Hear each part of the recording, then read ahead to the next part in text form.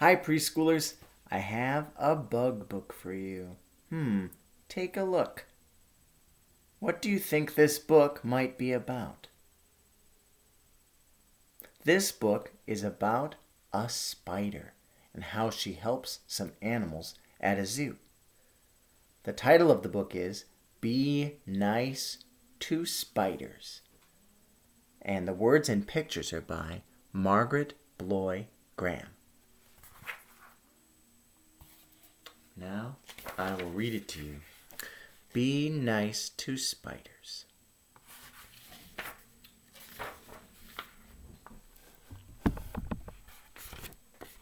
One morning, the keeper of the zoo was about to unlock the gate when he noticed something on the steps.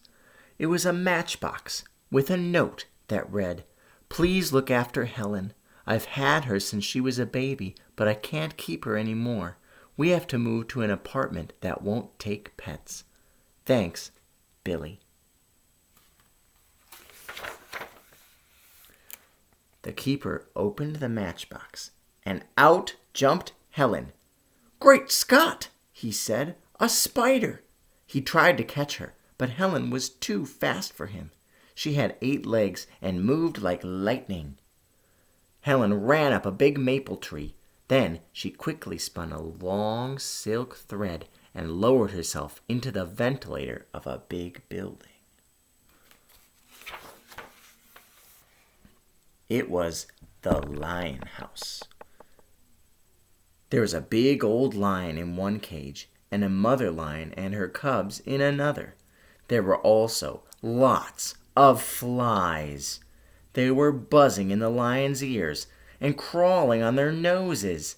The lions were annoyed, but Helen was delighted. She loved to eat flies. Right away, she set to work to catch them. She began by spinning a web with her silk thread.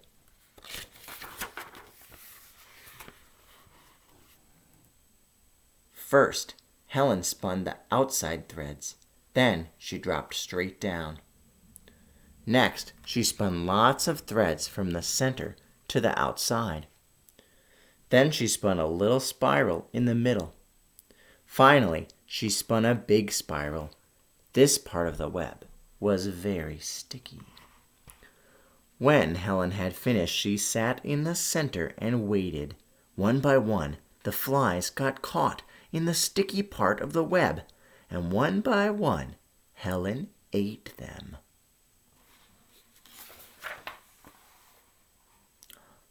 A week went by. Helen kept catching and eating flies until there were no more flies in the lion house. She had caught and eaten them all.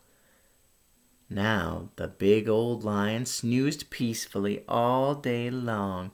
The mother lion licked her cubs and purred, and Helen was fat and satisfied.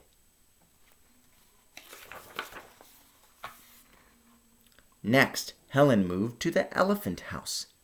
There were lots of flies there too, and elephants don't like flies any better than lions do. In a week, Helen had caught all the flies in the elephant house. The mother elephant and her baby were happy and could once again enjoy a bath. Then Helen moved to the zebra house.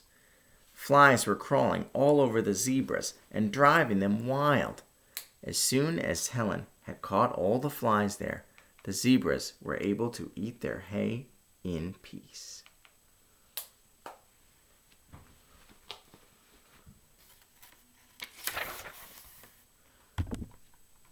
Helen went from one building to another, spinning webs and eating up all the flies. The zoo became a peaceful place. All the animals were happy and contented. As for Helen, she was happy and contented too. It was a spider's paradise.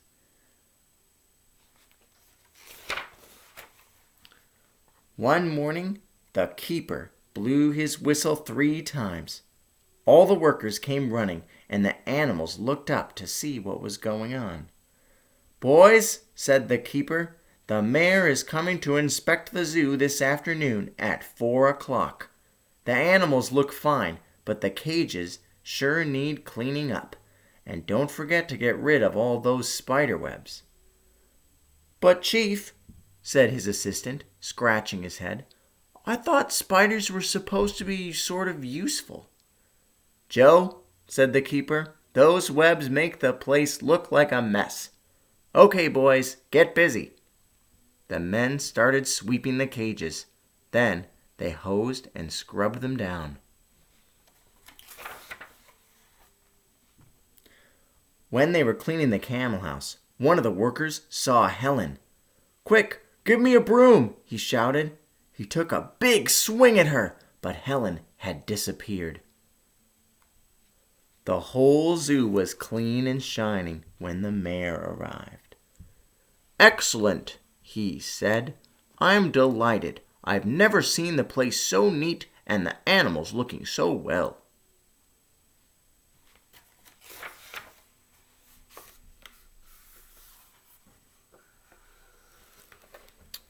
Preschools, I have a question. What do you think will happen next?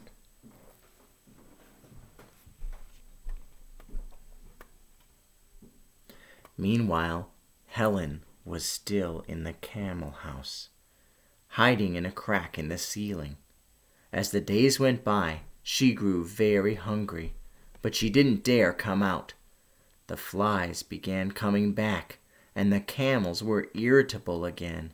At last, Helen became so hungry she couldn't stand it any longer.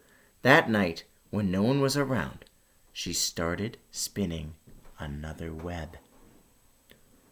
From then on, Helen stayed in the camel house, catching flies, but she didn't dare go anywhere else, which was lucky for the camels. They were happy and contented again. But everywhere else at the zoo, it was a different story. It didn't take long for the flies to come back and bother all the other animals.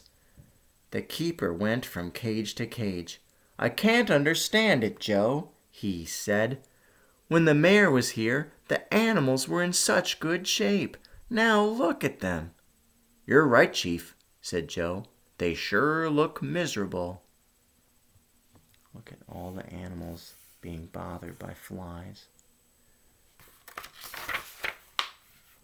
Their last stop was the camel house. "Why, the camels seem fine," said the keeper. "And there don't seem to be any flies in here," said Joe. They both looked around carefully. "Look, Chief," Joe shouted. "Now I know what's going on. See that spider up there? It's eating all the flies. That's why the camels look so good. Spiders are useful. That's what I tried to tell you the other day." "Of course, Joe," cried the keeper. "I should have known it all along. Let's call the men." He blew his whistle and the workers came running. "Boys," he said, "Joe has made a great discovery. Spiders are good for the zoo. They keep the flies from bothering the animals. They help us do our job. So from now on, there's a new rule. Be nice to spiders."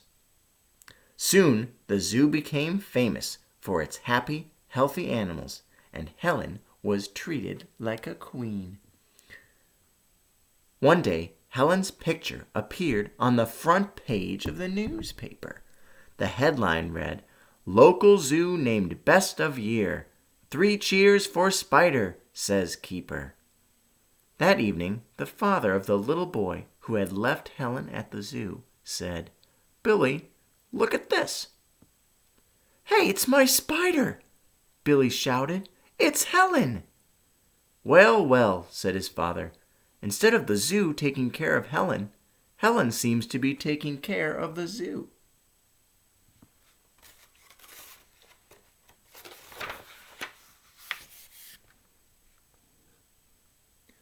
The next morning, Billy ran to the zoo. "I'm Billy," he said to the keeper. "I'm the one who brought you that spider." Hey, look, she's made an egg sac.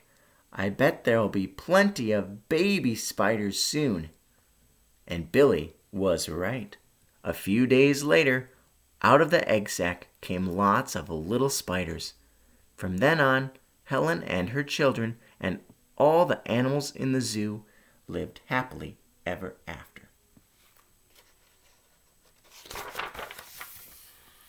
The end. Now, preschoolers, I have a question. Do you remember, what did Helen do to take care of the animals at the zoo? Talk about it with your family, and I'll see you next time.